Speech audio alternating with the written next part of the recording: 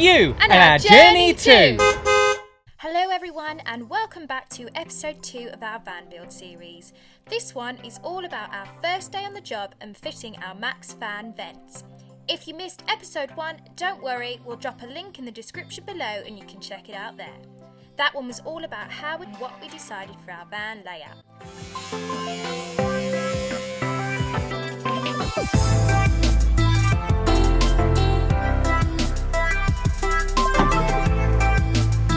Take 437.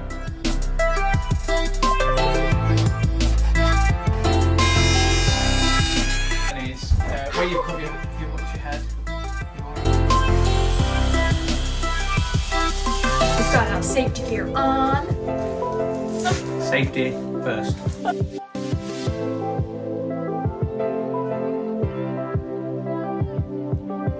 Yay! Morning, it is officially day 1 of the van build. So today's plan, we're hoping that the weather should stay dry because we're really up against it actually at the moment, because we have probably picked one of the worst times to do a van build, which is in February. So it's pretty cold, so we've got our layers on and we're just really hoping that today the rain stays away, because we're wanting to put in the fan, the vent fan.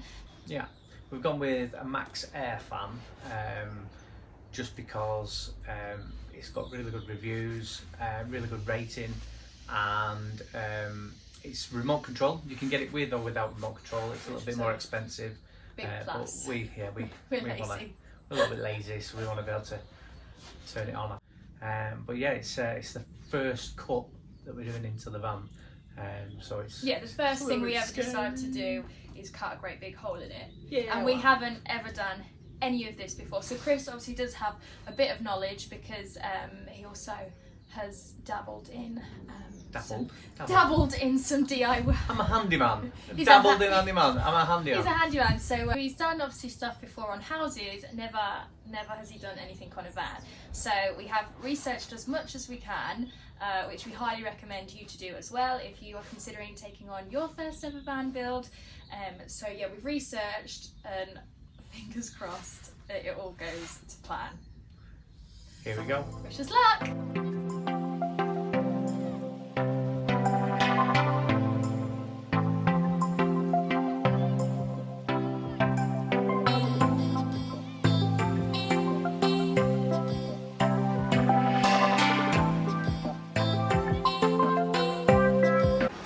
So we've taken everything off now, and she was a little bit dirty, so I could give her a wipe down. We did then have a bit of a problem with condensation, because again at the time of year that it is. So luckily we have a dehumidifier, so we just brought that into the van, bumped that up, and now it's all okay. So it is Dodo Mat time.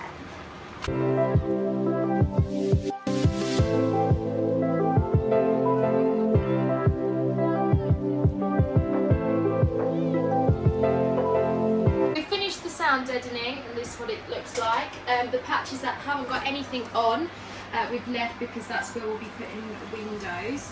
And we bought 20 sheets, which we found more than ample. We've still got some left over to obviously do the wheel arches, and there's a few bits on the side door that we still need to do.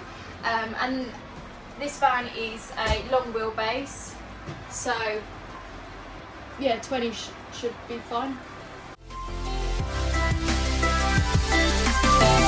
We're going to mark up for the Max Air fan to go in. Obviously we need to keep it quite central. Always remember you've got fixing points, little metal fixing points. They go from left side to the right side of the van, not long ways. They go like that.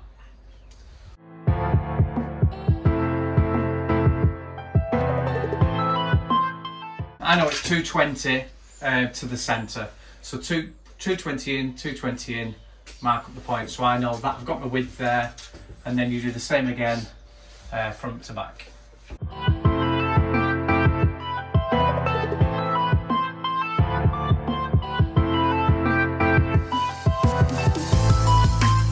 Finished. Okay, So now we have our square ready for the cutout, and I know that it's central, otherwise it won't look right. Then the next stage is to drill pilot holes. So what you can do, just to test your blade, make sure that it's strong enough, is get a metal drill bit into your drill, obviously wide enough for your jigsaw blade to go in. Drill centre to the point of where you're cutting, and then put your jigsaw in and just see how sharp your blade is, just to get used to being straight.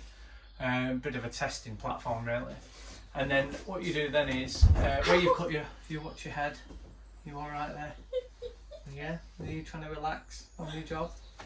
Okay. Are you sure you're all right? Okay. Wear a helmet as well for when you need to. You never know when you might slip in a van and bang your head into the tightest, smallest spot ever. Anyway, so you've got your square. I'm just going to stay away from Pilot hole your corner points.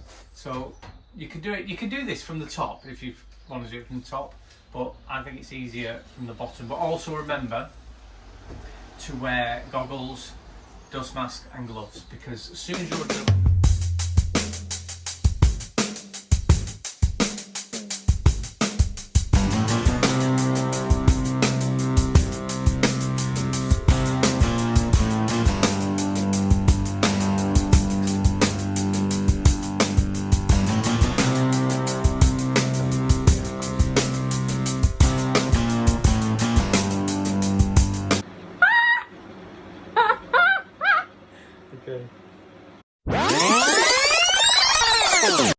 Also make sure that you hoover all the shavings up, because metal shavings will turn into rust and start corroding your van. So you can put a sheet down underneath to catch everything if you're doing it from the top, or you can get somebody to hold the hoover, and as you're drilling it'll just suck all the shavings in. Drill your 4 points, 1, 2, 3, 4, and then you know from the top then where you're measuring your square, where you're marking it up from. That's the way I'm going to do it. Yeah? Let's get to it. Let's get to it. Here we have our square set, as Sarah says, even though it's a set square. So I'm going to use this to do our square points on the ceiling. So now we have our square, and now we're going to drill our pilot holes.